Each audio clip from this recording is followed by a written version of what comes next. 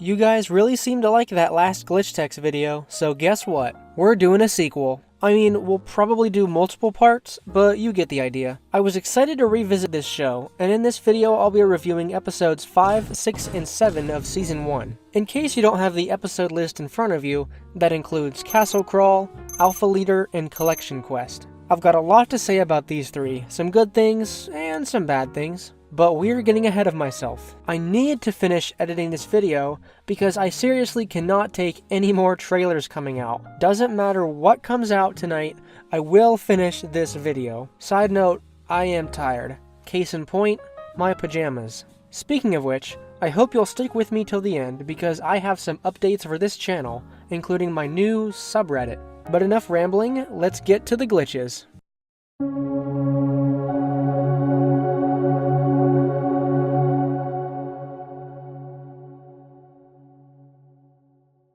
Castle Crawl is an episode where a bunch of glitch techs try to take out a mapper glitch, and Miko and Fives have to go in after them. If they can beat the game, they beat the glitch. Pretty straightforward story, except for the cold open, which is always unique and appreciated. I thought the comedy was especially strong in this episode. I don't know, they were just timed really well or something.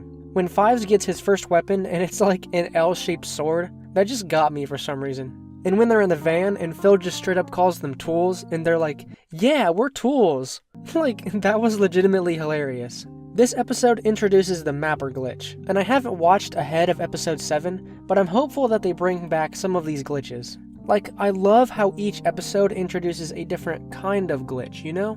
It makes for some interesting storytelling. I could see a finale where they just have to face off against a combined version of every kind of glitch we've been introduced to or something. If this happens, no spoilers, please. Anyway, it turns out the key to victory with this conflict was to play this dungeon backwards and upside down to get to the unreachable chest. That's clever, and I love it when shows find creative ways to beat these kind of threats. And of course, another legendary joke where the thing in the chest is just a fucking spork. One last thing I appreciated about this episode, the character conflict was resolved quite quickly.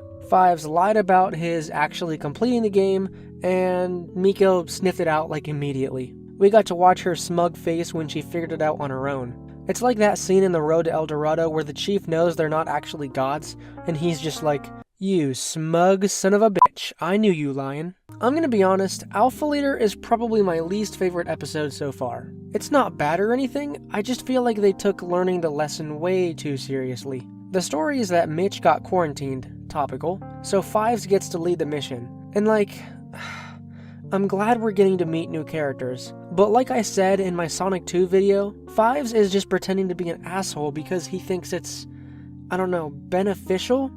That's just kind of frustrating and lazy writing in my opinion. Yeah, Fives is smarter than this. What I did like was the ending. Zara and Hanish are just like, no, he's not a good leader, we hate that guy. Maybe we should have a rotation. I mean, those are some great, brutal character moments. Zara might turn out to be one of my favorite characters actually. I just like her attitude. I don't have much else to say about this episode, other than I'm glad we're starting to meet some other glitch techs. Honestly, I kinda skipped through this one. And I oop. But Collection Quest was a much better episode. The story of this one is that Fives wants some sneakers and he forgets to pre-order them, so he has to do some questing to get enough XP for it. We meet another glitch tech guy whose name escapes me at the moment, but he's a nice character. Nothing too interesting about him, but he's just chill. I also like the progression of the story in this episode.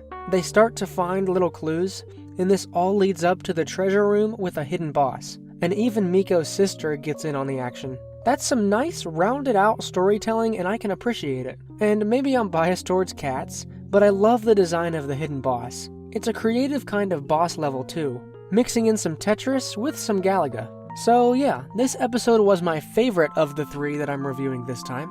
I just felt like it was the most solid on all levels. Also, Miko's mom is terrifying. Overall, I still enjoyed these episodes. I hesitate to say that they're as strong as some of the previous 4, but ultimately still interesting. There were no hints at the overarching story, and I just feel like the conflicts weren't as strong, with Fives being a dumbass and Alpha Leader and him not wanting to look like a little bitch in Castle Crawlers. Anyway, I'm still gonna stick with the show. I'll admit that it's not immediately grabbing me into every episode, but I'm hanging on. I'm probably gonna finish out my Season 1 review, and then I'll do a one-time Season 2 review, and who knows? If Season 3 actually gets finished, I'll definitely make some more reviews for it. Other than that, I'm still enjoying myself. I will say that I'm not entirely in love with the theme song just yet, but I love the outro. The intro was just too high energy for me, I guess. Too many things being thrown at the screen at once. In conclusion, Glitch Text is still great. I'm still waiting for the overarching story to come into play, but I'm sure it will soon. And that's all that I have to say about that. Okay, update time. You've probably noticed, but I'm dedicating some of my time to learning how to use After Effects in my videos. I'm still getting some of the kinks worked out. If you have some experience with After Effects, let me know some of the ways that I should implement it into my videos. I really just use it for the easy ease effect for now, but I'd love to expand my skill set. And I also have a new Reddit account thing. Apologies. I'm still new to Reddit, and you gotta admit, it's a little confusing. So, follow that community over there for updates with videos. Alright, that's all for this Glitch Text review. Comment below what kind of outfits my avatars should wear in the next video. Subscribe to this channel for more TV reviews and video essay hybrids like this one. Thanks for watching, and we'll see you next time. Peace out.